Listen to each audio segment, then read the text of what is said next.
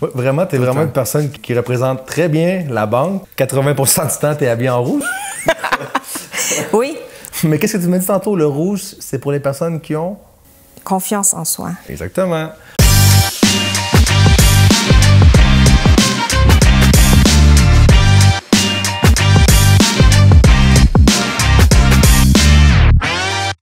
Bonjour tout le monde, bienvenue à la game du courtage. Encore une fois, Seb, comment ça va? Ben, faut que je prenne la relève de Steve, you know? Ouais, mais je pense que le monde va commencer à vouloir que tu restes plus. Donc prépare-toi, là, t'es vendredi matin, garde-les toujours disponibles parce que d'après moi, il va y avoir des demandes pour qu'on veut plus Steve, on veut Seb, on veut Seb. On va voir.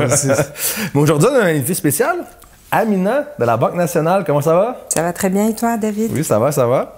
Et puis, on est super content de te recevoir parce que vraiment, on va plus parler un petit peu plus du côté hypothécaire. On a beaucoup parlé d'investissement, de ce qu'on voyait plus côté immobilier, mais quand même, on s'entend que le système hypothécaire est clairement lié avec le domaine immobilier. Donc, je fais juste un petit résumé un peu. Ça fait combien de temps que tu es chez la Banque nationale? Ça fait combien de temps que tu es dans le courtage hypothécaire? Écoute, ça fait 21 ans cette année que je suis à la Banque nationale. J'ai passé plus que... La moitié de ta vie. Non, je ne vais pas le dire. Non, ça fait 21 ans. Puis, dans le courtage hypothécaire, à vrai dire, en tant que DDH, ça fait depuis 2019. Mais bien avant ça, j'étais dans les hypothèques. Donc, j'ai toujours baigné dans le domaine hypothécaire. Cool. Fait que ça fait plus que 6 ans. Ça fait peut-être une dizaine, quinzaine d'années. OK. Puis, j'imagine qu'il y a eu une grosse différence. 2019, c'était avant le COVID. Donc, tu as vécu le avant-COVID, le COVID et puis le après-COVID. Donc, est-ce que pour toi, tu vois que ton domaine a beaucoup changé, on va dire, depuis 2019? C'est toujours la même chose. C'est toujours les mêmes challenges clientèle, les preuves de revenus, c'est la même. Il n'y a rien qui a changé, dans le fond, en cours de route depuis le début. Les normes changent, oui. Il y a des trucs qui changent comme ça, mais à part ça, la job, c'est la même chose. Comment ça a fonctionné avec le fameux stress test? Est-ce que ça a augmenté? Parce qu'on a vu les taux d'intérêt qui ont monté à presque 6%, 6,5%. Et est-ce que ça affecte beaucoup de monde pour qualifier pour des hypothèques? Est-ce qu'ils ont fait un changement pour avoir un peu plus de flexibilité ou ça continue de même? Sincèrement, personnellement, je vais dire une chance qu'il y ait le test, le taux de qualification qui va tester. Tu peux l'expliquer parce que tu as passé vite. Ouais. Je voulais quand même que tu expliques un peu pour que les gens, c'est quoi au jeu? Dans le fond, on qualifie les clients en ce moment, en date d'aujourd'hui, c'est 6,24. Donc, on va qualifier les clients, c'est comme s'ils sont en train de payer une mensualité sur un taux de 6,24. De cette façon-là, si les taux augmentent entre-temps, ben, ils vont être en mesure de se réajuster. Simplement, ce que j'explique beaucoup aux clients et qu'ils trouvent ça comme je veux être qualifié à plus que ça, ce que je leur explique, c'est que premièrement, si on parle de votre revenu, c'est un revenu brut qu'on parle, c'est pas le net. Donc, un client qui fait 100 000 ou qui fait 80 000 ou 150 000, il ne le met pas dans ses poches complètement. Donc, il y a plein de trucs à payer, les impôts et tout ça. Et ensuite, il y a les assurances selon les employeurs et ainsi de suite. Et le fait de payer, quand les gens ils vont commencer à regarder c'est quoi les paiements et tout ça, c'est là où ils se rendent compte que, oui, ben, effectivement, une chance qu'il y a ça, parce que dans nos poches, à chaque 2 semaines, ça revient pas la même chose. Je vais beaucoup avec les clients avec leur budget. Je commence toujours avec leur budget en leur demandant c'est quoi ton budget mensuel ou à chaque 2 semaines. C'est quoi le chiffre que tu serais bien avec pour payer ton hypothèque. Puis, ça vient vraiment faire toute la différence. J'ai plein d'exemples de clients qui me disent ah, moi, 1500 $ plus que ça, là, je veux rien savoir. Mais 1500, l'équivalent, c'est à peu près 280 000 $ de prêt hypothèque. Et là, je suis comme, bah, tu vas acheter le 500, tu vas acheter quoi exactement? Et c'est ça la réflexion, les clients qui vont faire. Donc, pour revenir au taux de qualification, oui, ça passe un test de stress. C'est sûr que la COVID, c'était c'est autre chose. C'est pas, on va pas en parler. C'est pas une règle générale. Mais en ce moment, les taux qu'il y a en ce moment, ce sont des taux moyens, normal, tout à fait normal. Donc c'est un 2 de plus que le taux actuel. Je pense que durant le COVID, le test était à 4,25 ou 4,5 même si les taux étaient à 1 ou 1,5, je crois. Ben, c'est toujours, on a le taux de qualification, par exemple, en ce moment, c'est du 6,24 ou le taux plus 2. Le taux qu'on offre aux clients plus 2, mais on prend toujours le plus haut des deux. Okay. Donc, en ce moment, toujours le plus haut, c'est le 6,24. C'est le taux de qualification. Puis quand on parlait, tu sais, la semaine dernière, il y a 2 semaines qu'on t'a reçu pour parler, admettons, de tes investissements aux États-Unis et tout, qu'on disait qu'au Canada, on va dire le système bancaire est plus safe, entre parenthèses, c'est justement à cause de ça, parce que justement, on qualifie les gens plus élevés que le taux actuel au cas où que lors de leur renouvellement ou quelque chose. Si le taux est plus élevé, mais techniquement, aujourd'hui, quelqu'un qui achète une propriété serait capable de la payer si le taux serait à 6,24, qui n'est pas le cas présentement.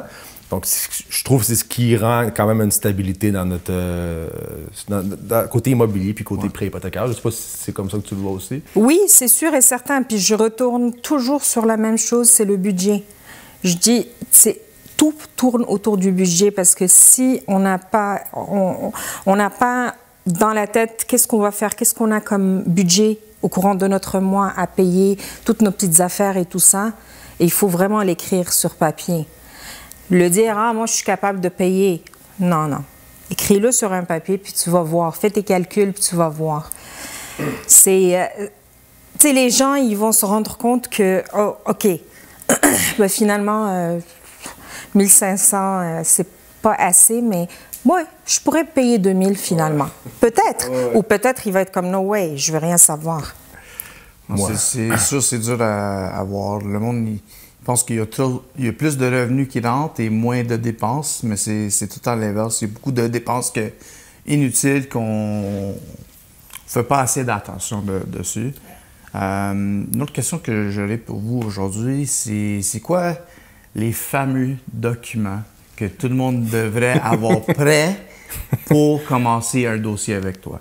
Dans le fond, les revenus, c'est tout simplement tout ce qui est gouvernemental.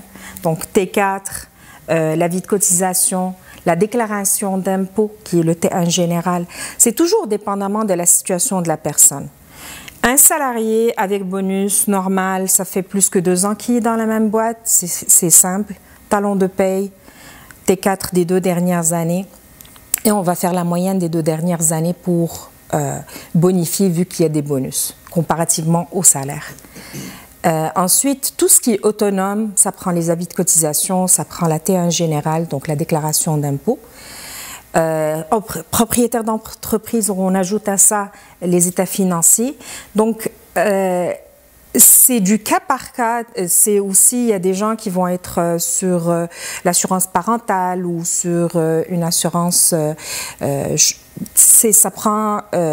Vraiment, chaque cas est différent, mais ça, en général, c'est ça les documents qu'on a besoin pour le revenu. Pour le revenu. Puis la mise de fonds aussi, je crois aussi qu'il faut que tu aies la preuve de mise de fonds. Il faut qu'elle soit dans le compte pendant un certain nombre de temps, à part si c'est un don. Ben, la mise de fonds, c'est 90 jours. Donc, on doit avoir 90 jours calendrier à partir du moment où on commence la demande de financement. Okay. Les gens, ils ont beaucoup tendance à ramener juste le relevé du compte épargne, par exemple. Oui, mais il y a des dépôts qui ont été déposés, ça vient d'où? Ça provient d'où? Donc, il faut toujours qu'on aille chercher d'où ça provient, pourquoi, qui a déposé quoi. Des fois, j'ai déposé 5 000, oui, mais 5 000, ça vient d'où? Mais c'est ma mère qui me l'a donné pour acheter la maison. OK, parfait. Il va falloir qu'on signe une lettre de don, on a besoin du relevé de madame, et ainsi de suite. Donc, on creuse toujours avec les clients parce que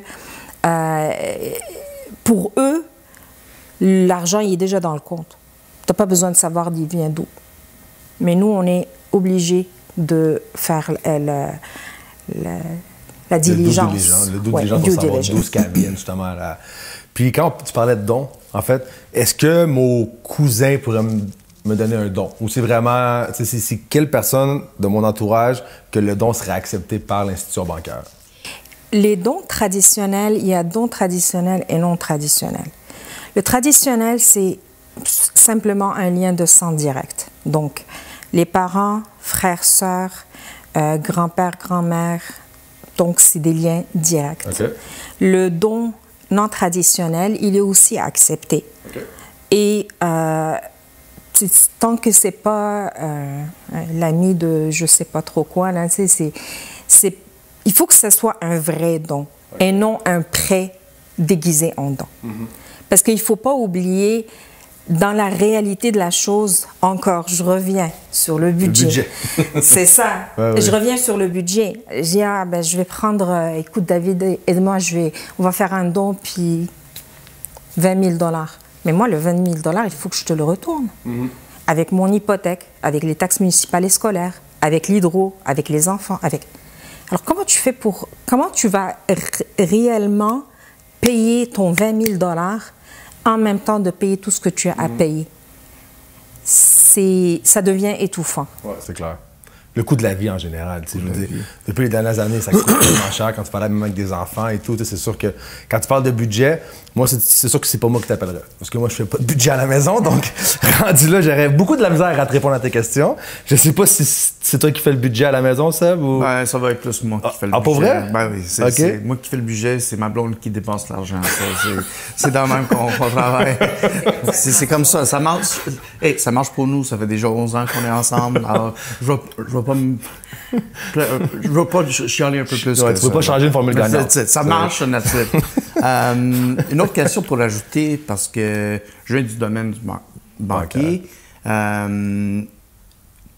Est-ce que tu suggères au monde qui cherche à acheter une maison de peut-être changer de job avant qu'ils vont faire monter un dossier à la banque comme 2 ou 3 mois d'avance, ou de peut-être changer d'auto juste avant qu'ils vont faire des achats de maison? Ou c'est quoi que vous allez dire au monde, que peut-être être stable pendant 6 mois temps avant que tu achètes une maison, c'est mieux pour la banque, ou c'est mieux de faire un peu de changement pour monter des revenus un peu plus augmentés, élevés, ou un nouveau char que il y a moins de maintenance à payer pour? C'est quoi? Qu'est-ce que...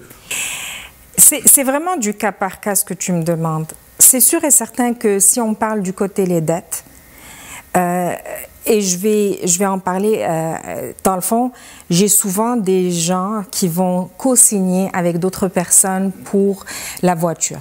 Donc, j'ai mon cousin, il veut acheter une voiture, il n'était pas capable, nouveau crédit, peu importe. J'ai co-signé avec lui, je suis juste garant. La notion de garant ou caution, ça n'existe plus depuis des années. C'est co-emprunteur. Donc, ça tombe directement sur le bureau de crédit. Et ça va venir vraiment affecter la demande de financement pour la personne qui veut le faire. Parce que si on va dire un crédit de 40 000 $ pour une voiture X, il va le mettre sur lui, mais ça va être 100% sur son bureau de crédit. Ça ne sera pas calculé comme si c'est le cousin qui le paye. Jamais. C'est sa responsabilité à 100%. Donc ça vient vraiment beaucoup affecter les clients. Donc c'est toujours dans mon introduction, quand je commence à parler avec les clients, ma première heure, là, c'est je creuse pour avoir toutes les informations possibles. Et je donne mes recommandations si on doit attendre dans le cas où il y a des cas comme ça. Au niveau du revenu, tu vas trouver, par exemple, une personne qui a l'intention de changer d'employeur dans le même domaine. Tant que c'est dans le même domaine, tant que c'est vraiment permanent, OK, et on va avoir une lettre d'emploi qui va dire que c'est permanent, l'emploi, et non temporaire, on va être capable de prendre le revenu, le nouveau revenu. Même si c'est un revenu, des fois, dépendamment il y a des consultants, il y a des gens qui vont faire, on va dire dans le domaine de construction. OK. Domaine de construction, il y a des gens qui vont faire des contrats. Alors, il va faire des contrats dans son année, il va faire 2, 3, 4 employeurs. C'est pas parce qu'il vient de commencer dans un autre qu'on va pas le prendre. Non, on va le prendre. On y va avec la moyenne des 2 dernières années. Il y a toujours façon de faire. Mais chaque situation a ses propres règles, tu vois. Mais non, je n'irai pas dire à un client va te trouver une autre job pour augmenter tes revenus. Je vais voir avec lui peut-être le budget pour baisser les dépenses. Si la personne elle est vraiment en mode de changement de carrière et tout ça, c'est sûr on le prend en compte. Ouais, mais c'est important qu'est-ce que tu dis par rapport s'il reste dans le même domaine. Ouais. Au final, c'est sûr que si t'es plombier, puis là, je sais pas, tu t'en vas électricien, mais c'est sûr que là, c'est complètement différent. Mais quand t'es un plombier, puis que tu changes juste peut-être de compagnie, mais tu restes dans le domaine de la plomberie, pour vous, c'est pas si pire que ça. Mettons, c'est pas un changement de domaine complètement qui ferait, parce que si tu changes de domaine 3 mois avant, je pense pas que la banque va te prêter une hypothèque, tu sais. Non, mais ça aussi, si je peux te dire, tu peux avoir plusieurs cordes dans ton arc. Si tu parles d'un domaine comme la construction, par exemple, ben il n'y a rien qui t'empêche là d'être charpentier, puis en même temps faire des structures de je sais pas trop quoi, et ainsi de suite. Les grues, name it. Oh, tu peux avoir plusieurs arcs que tu fais effectivement. Donc, tant aussi longtemps que notre parcours, il est bien clair et net et on l'explique au crédit, premièrement.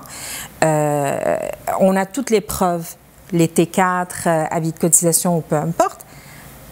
Il n'y a pas de problème. Il y a souvent les dossiers, ils vont passer sans aucun problème parce que ça fait des années que monsieur, par exemple, il travaille dans le domaine de construction et c'est comme ça. C'est important, tu as dit quelque chose, ça dépend aussi comment tu l'amènes au crédit. Je pense que c'est ce qui peut faire une différence entre un bon courtier hypothécaire et un courtier hypothécaire, on va dire plus average, c'est comment que tu amènes le dossier, parce que je pense que tout se dit comme situation, tout s'explique comme situation. Mais c'est sûr que si tu arrives devant le crédit puis tu lui shootes la demande comme ça puis tu donnes aucune explication, ça se peut que le crédit fasse comme « Oh, non, je suis pas sûr », mais tant au moins quand ton dossier est bien monté. Puis je sais pas si pour toi aussi tu vois ça comme ça, mais je pense qu'un bon courtier hypothécaire qui monte un bon dossier quand il arrive au crédit a beaucoup plus de chances que la demande soit acceptée par l'institution bancaire. C'est à 100%, je suis avec toi parce que comme moi, je suis dans la période découverte avec le client au départ quand je le rencontre. Je ne sais pas c'est quoi l'histoire. C'est un peu pour ça, peut-être aussi pour savoir, hein, tu comprends? Je ne sais pas c'est quoi l'histoire. Et des fois, les gens, ils vont me trouver peut-être un peu intrusive, mais je pose des questions parce que c'est important. La moindre information, des fois, les clients, ils vont avoir un problème dans le bureau de crédit qu'il ne va pas me dire. Mais je vais finir par le savoir. Mais c'est quoi l'histoire derrière ça? Et j'ai une histoire derrière ça, c'est parfait. J'ai mes munitions pour aller défendre mon client. En même temps, il y a les normes sur lesquelles vous devez quand même respecter. On respecte. Personnellement, là, je respecte les normes et tout le monde respecte les normes. Mais il y a aussi beaucoup de choses qui peuvent se passer dans la vie d'une personne qui peuvent faire en sorte que le bureau de crédit va être taché un peu ou quoi que ce soit, et c'est explicable.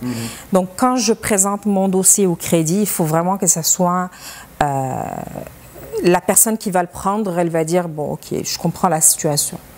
Mais pas chercher midi à 14h pour savoir qu'est-ce qui se passe, pourquoi il y a un gap de revenus ici, pourquoi il y a un T4E ici. Exact. Un dossier est bien monté, en fait. T'sais. Puis on parle beaucoup dernièrement, depuis une couple d'années, de l'intelligence artificielle. T'sais. Comment, toi, tu vois ça par rapport à ton domaine dans les. Ça avance très vite, je veux dire, ChatGPT, puis plein d'autres intelligences artificielles qui sont vraiment beaucoup évoluées des dernières années. Toi, si je te demanderais le courtage hypothécaire dans 5 ans, comment tu le vois en lien avec l'intelligence artificielle? Sincèrement, ce que je vis en ce moment, je vais en parler. J'ai souvent des clients qui vont prendre rendez-vous avec moi en ligne pour faire une préautorisation. Et quand je vais dans leur dossier, je vais voir qu'ils ont commencé la journée même à faire la préautorisation en ligne. Okay. Donc, il y a moyen de faire préautorisation en ligne, toutes les banques, toutes les banques. Les gens, ils ont besoin d'être guidés. Ils ont besoin d'informations. Ils ont besoin de parler avec un être humain pour comprendre la situation. L'intelligence artificielle ne va pas comprendre que y a un problème qui s'est passé dans la vie, puis il y a un problème dans le crédit, par exemple, des retards ou quoi que ce soit. La raison pourquoi. L'intelligence artificielle, elle ne va pas être en mesure, à mon avis, à part si ça va remplacer l'humain quasiment. Mais complètement, ouais. On n'est pas rendu là. On ne serait plus là sinon, je veux dire, si... exactement. Exactement. Fait tu sais, moi, je vois l'intelligence artificielle comme un moyen d'aider. Mais vraiment comme... aider, par exemple, tu sais, même moi, après 20 ans de banque d'expérience, des fois, j'ai des règles que je vais pas... Je pose la question, je suis comme, attends, dernièrement, j'étais comme, j'ai un client, ton client... Oh boy. Ton client, oui, vas-y, qui est propriétaire. Oui. Et là, il va acheter avec une autre personne. Mais lui, propriétaire, il vend sa propriété et il achète avec une personne qui n'a jamais acheté de propriété. Et il me pose la question, Amina, est-ce qu'on pourra y aller sur le 30 ans, en assuré? Là, j'ai bugué. J'étais comme, attends, non, toi, t'es déjà propriétaire, lui, et pas des... J'ai posé la question sur Internet, sur un des intelligences artificielles, et ça m'a donné la réponse. Oui, effectivement, si on a un emprunteur qui est nouveau acheteur à 100%, il va pouvoir avoir le 30 ans. Fait que juste pour dire aussi, c'est une nouvelle règle qui est arrivée depuis décembre cette année ou décembre l'année passée? Je suis pas bonne avec les dates. dates. Je pense que c'est cette année, en fait, je pense. Ah, l'année passée? Non, c'est que techniquement, avant, pour avoir le 30 ans, il fallait mettre minimum 20% de mise de fonds. Là, maintenant, pour aider, justement, parce que le gouvernement voit que les prix de maison ont beaucoup augmenté. Donc maintenant, même si tu es premier acheteur et tu mets moins que 20%, tu peux avoir l'option de... Tu sais, j'ai passé aussi le 40 ans, là, dans le temps. Ça non plus, ça te rajeunit pas. Nous, on y amène à rien. Elle se donne des munitions contre elle-même. J'ai jamais eu 40 ans. Sauf CHL, mais j'ai jamais eu 40 ans CHL, résidentiel. Non, mais c'était dans le temps. Dans le temps, OK. Comme Steve il dit, c'est de l'expérience. Oui, c'est vrai. C'est ouais, ça. J'en place comme si il faut. Steve était là, il m'aurait le même âge. Là. C'est vrai que vous êtes... Non, il est même plus vieux que toi, en fait, je pense, Steve, un petit peu. Enfin, je sais pas. Écoute, moi, les chiffres, ça m'intéresse pas. Je sais pas calculer. Puis t'es courtier hypothécaire? Hein? T'es courtier hypothécaire, en plus? Quel rapport? Quel rapport? Non, il n'y a pas de rapport, c'est vrai. Fâche-toi pas, Amina, s'il vous plaît. Okay? Parce que là, t'as l'air toute belle, mais vous la connaissez pas. Hein? Des fois, quand ça marche pas droit, si Seb lui donne pas son café en arrivant, c'est fini. La journée commence du mauvais pied. Non, t'es pas sinon. Pour vrai, c'est sans le sourire, sans le café. C'est sûr que ça me rend le sourire. That's it. Chiller avec vous le matin, ça me réveille un petit peu plus. Pour vous endurer, il me faut un sourire, exact, donc il me faut mon café, tu sais. Puis, dernièrement, tu me parlais justement d'un des clients que tu as envoyé. T'as-tu un dossier quand même compliqué que tu as réussi à faire passer, on va dire, que tu peux te rappeler dans les derniers 6 ou 1 an, que tu t'es dit, ah, celui-là, vraiment, on a travaillé fort. Puis au début, c'était quasiment un non catégorique, on va dire, du crédit. Puis à la fin, tu as quand même réussi à faire passer le dossier. Est-ce que tu as un dossier que tu pourrais avoir en tête, que tu pourrais dire, on a vraiment travaillé fort avec le client, puis on a réussi à lui obtenir son prêt? Oui, j'ai eu un dossier dernièrement, dans le fond, avant que je sois ici avec vous, Remax, j'étais... Dans ton ancienne vie, ça. Non, ça fait juste quelques mois, ça, par exemple. Ça, c'est vrai. J'étais plus spécialisée en nouvelle construction. Donc, tout ce qui est construction, autoconstruction, maisons préfabriquées, ainsi de suite. Donc, c'est un beau mal de tête, mais bon. C'est, comme je dis toujours aux clients, ça me fait plaisir de les accompagner dans leur réalisation de projets. Donc, donc je faisais ça à 100%. Et puis, dernièrement, j'ai eu un dossier que c'est un client qui a fait une autoconstruction. Okay. Il s'est construit, puis il a pris les fonds de son père, on va dire, pour construire le tout. Okay. Et là, il faut qu'il rembourse. Qu'il dépasse pour eux. OK. Non, oui, il va rembourser le père à travers un prêt hypothécaire. Donc ça, tout est beau. Sauf que les banques ne veulent pas ne veulent pas nécessairement être là vers la fin de la construction ou une construction en cours. Une construction qui commence dès le départ parce que on envoie des inspecteurs pour voir la fondation, pour voir les travaux, comment ils avancent, l'évolution et tout ça. Et ça, c'est tout à fait normal parce que la banque, elle prend en garantie la propriété. Oui, ils veulent aller depuis le début. Ils ne veulent pas arriver, comme tu dis, milieu. Exactement.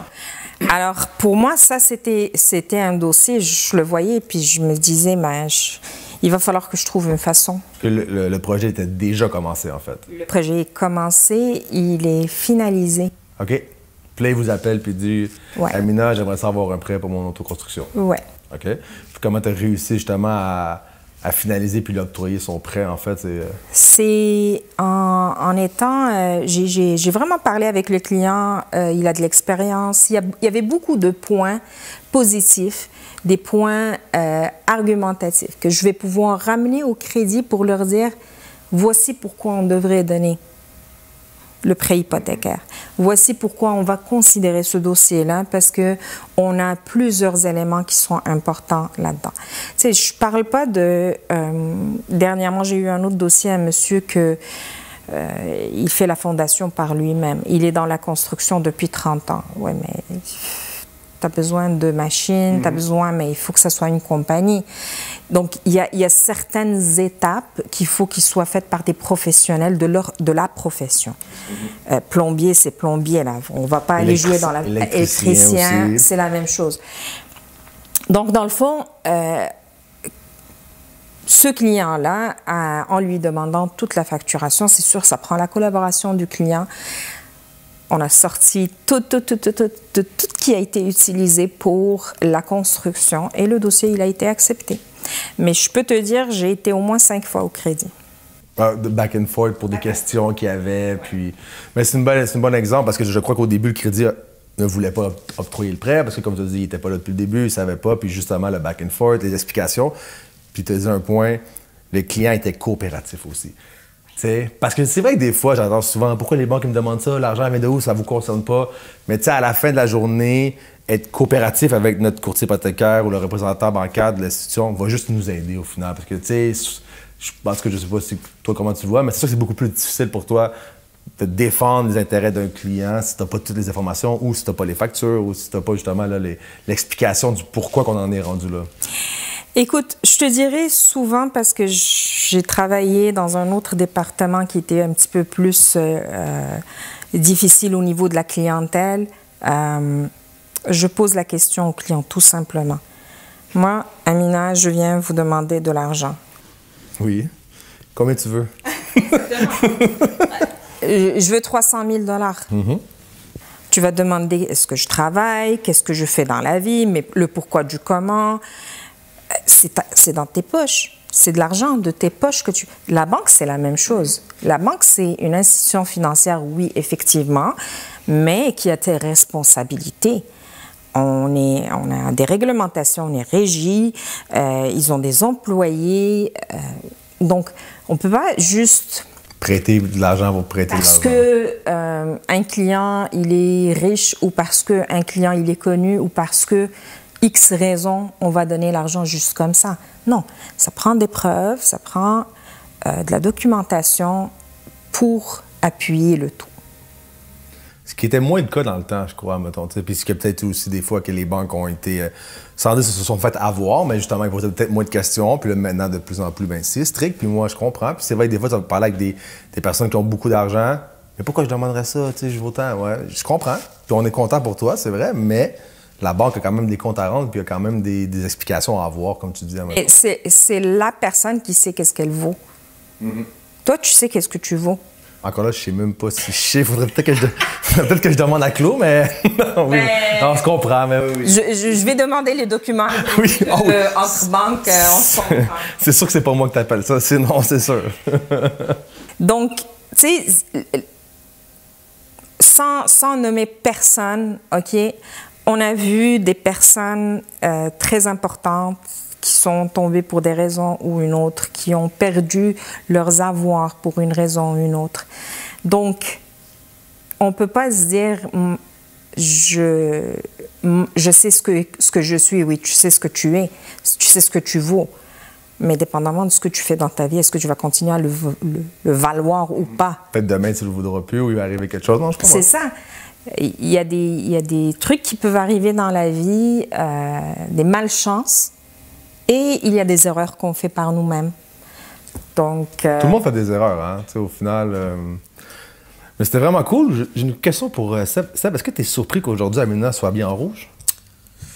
Je pense qu'elle est en vert ou bleu aujourd'hui, mais le travail pour la nationale est tout en rouge. Ouais, vraiment, tu es vraiment une personne qui représente très bien la banque parce que ton image, je crois que 80% du temps, tu es habillé en rouge.